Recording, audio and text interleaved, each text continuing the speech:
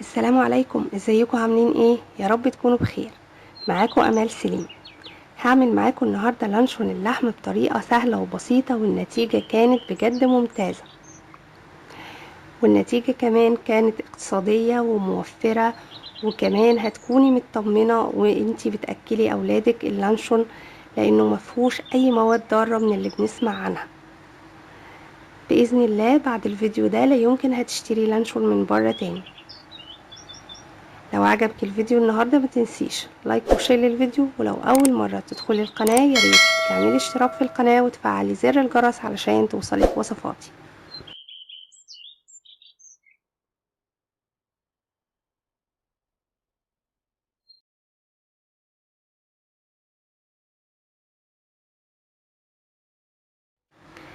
يلا نبدأ ونقول بسم الله ونشوف المقادير والطريقة. اول حاجة المقادير: هنستخدم 250 جرام من اللحم المفروم، عليهم كوباية دقيق الا معلقتين، هنحط مكانهم معلقتين كبيرة من النشا، هنضيف عليهم 6 قطع من الجبنة النستو، و5 بيضات، وكوباية الا ربع زيت،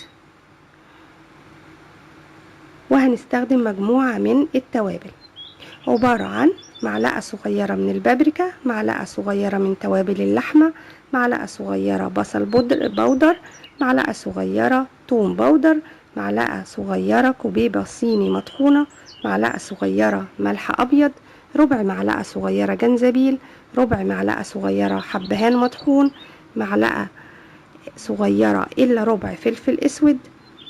وكمان في إضافة تانية أنا سمعتها من مدام دنيا، كانت قالت إن هي بتحط خلطة البرجر على اللانشون وإن هي بتكون طعمها جميل.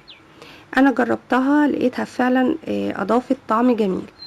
لو حابة تضيفي خلطة البرجر تمام، مش حابة هي دي التوابل اللي هتستخدميها، يعني يا اما تستخدمي التوابل دي زائد خلطة البرجر، او تكتفي بالتوابل اللي احنا قلناها دي بس.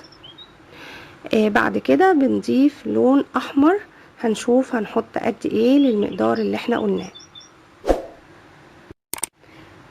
اول حاجة هضيف الزيت في الكبة،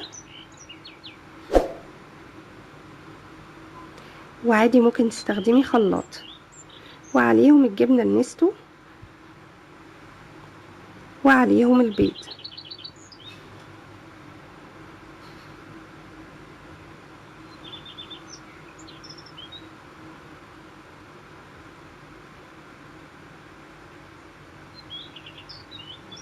بعد كده ضفت الدقيق والنشا،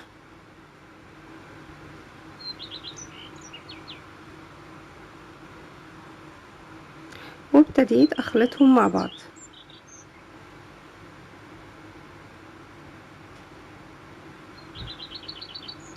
بعد كده ضفت كل التوابل بتاعتي،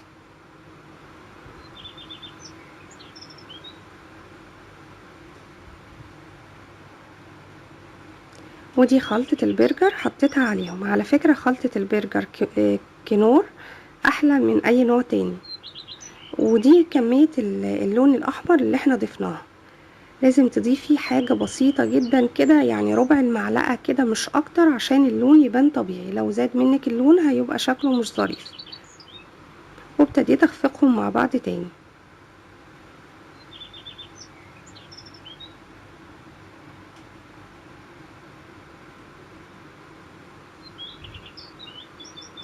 بعد كده ضفت اللحم فيه نسبة دهن طبعا حوالي 20%،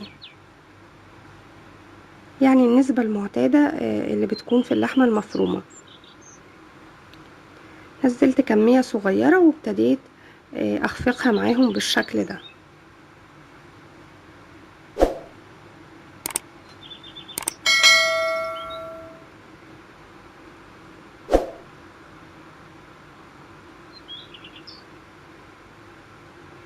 لازم تخفقيهم كويس عشان القوام بتاع اللانشون يطلع جميل. اهو بعد ما خفقتهم ادي اللون طالع جميل جدا ومناسب جدا. نزلتهم في اناء تاني، بالشكل ده. وهبتدي اجيب بلاستيك ستريتش، واخدت نص الكمية وابتديت الفها رول بالشكل اللي انتوا شايفينه ده. الخطوة دي مهمة، لازم الفها كويس بالشكل ده وافرغ منها الهواء زي ما انا بعمل كده.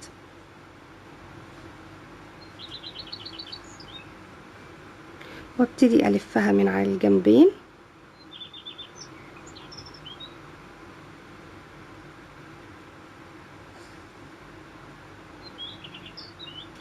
لحد ما يبقى رول مظبوط زي ما انتوا شايفين.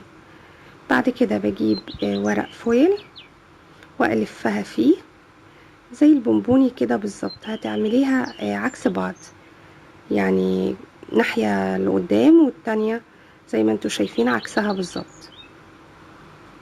خدت اكتر من نص الكمية في الرول اللي فات. الباقي اهو هلفه برضو بنفس الطريقة، بس هيطلع حجمه اصغر شوية.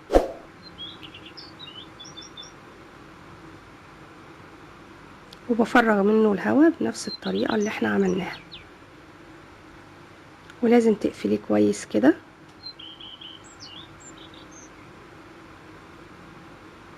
وبرضو هلفه بالورق الفويل زي ما عملنا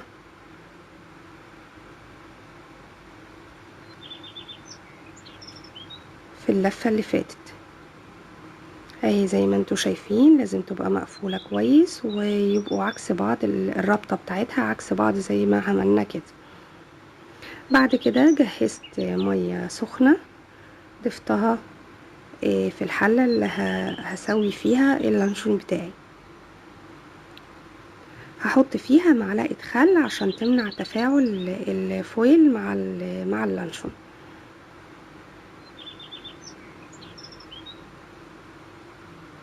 نزلت فيها اللانشون كده وحطيتها على النار لمدة ساعة. وهي بعد ما استوت حطيتها على نار، كانت النار يعني لا هادية ولا يعني اقل شوية من المتوسطة. وهو طلعتهم بعد ما استووا. ما ينفعش دلوقتي اقطعهم خالص، بدخلهم التلاجة. يعني لو عاملاهم الصبح اسيب اللانشون لحد الليل في التلاجة، او لو بالليل اسيبه للصبح وبعد كده اقطعه. اهو ابتديت افكهم بالشكل ده. ودي الورق الفويل بتاعي طلع لونه كان مظبوط جدا، مش مصفر ولا اي حاجة. ده دليل ان ما حصلش اي تفاعل.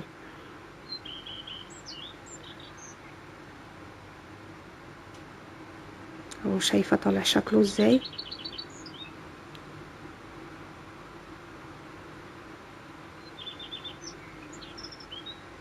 بجد كان طعمه تحفة جدا. اهو ابتديت اقطعه متماسك.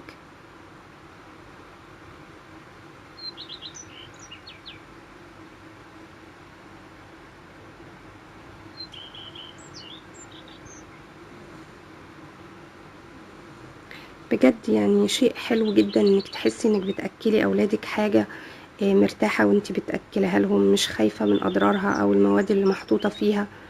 حتى لو في اختلاف في الطعم، مش الاختلاف اللي يفرق قوي لدرجة ان انا اخاطر بصحتهم عشان الاختلاف ده في الطعم. الطعم كان جميل جدا وانا راضية جدا عن الطعم ده. وبإذن الله لو جربتيه هيعجبك ومش هتفكري تشتري لانشون تاني من بره. لو عجبكم الفيديو النهاردة ما تنسوش لايك وشير للفيديو. ولو اول مرة تدخلي القناة ياريت تشتركي في القناة وتفعلي زر الجرس علشان توصلك وصفاتي. بحبكم في الله. امال سليم.